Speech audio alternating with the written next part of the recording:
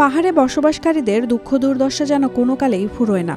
কক্সবাজারের সীমান্ত উপজেলার টেকনাফের অনেক এলাকা পাহাড়ি হয়, সেখানে বছরের পর বছর ধরে ঝুঁকিপূর্ণভাবে বসবাস করে আসছেন হাজারো মানুষ। প্রাকৃতিক দুর্যোগ বাড়লে জীবন হয়ে ওঠে আরও কঠিন।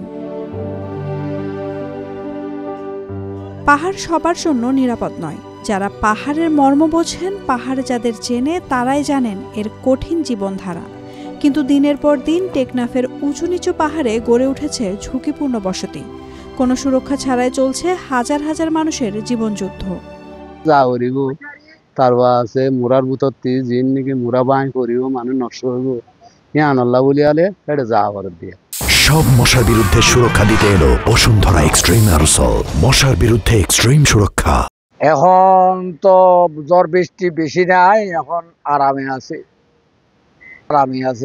জ্বর বৃষ্টি বেশি হইলে বাড়ি আর জাগই করে আর ঘর বাড়ি সারি আর আশ্রয় কেন্দ্র তাই জাগই করে। এড়ে 3000 মতো মানুষ বসবাস করে। সরকারের নিষেধাজ্ঞা ওদে এখন সমস্যা ওদে মানে আনার ঘর বাড়ি বাঁই গিল মানে আশ্রয় কেন্দ্র তাইয়া পরে খাইতে লইতে তাইতে আর কষ্ট হয় ইরি। প্রাকৃতিক দুর্যোগে সবচেয়ে বেশি ভোগেন এসব পাহাড়ি জনপদের মানুষ। পাহাড় ধসের সংখ্যা মাথায় নিয়েই তাদের বেঁচে থাকা। দুর্যোগকালীন সময়ে পরিস্থিতি সামাল দিতে এগিয়ে আসেন কিছু স্বেচ্ছাসেবকও। বিশেষজ্ঞরা বলছেন, পাহাড়ে বসতি করার দায় যেমন প্রকৃতির উপর চাপানো চলে না, তেমনি মানুষের অশুভ হস্তক্ষেপও পরিস্থিতিকে আরও খারাপ করে তুলছে।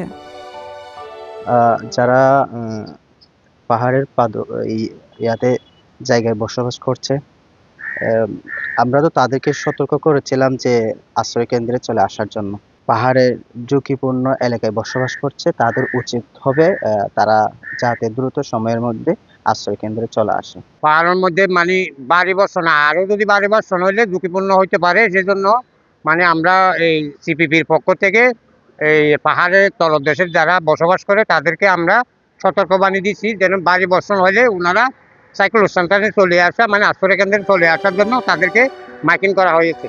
এ বিষয়ে টেকনাফ উপজেলা নির্বাহী কর্মকর্তা শেখ এহসান উদ্দিন জানান, আমরা বিভিন্ন প্রাকৃতিক দুর্যোগের সময় পাহাড়ি বসবাসকারীদের সতর্ক করে থাকি যাতে নিরাপদ স্থানে চলে আসে।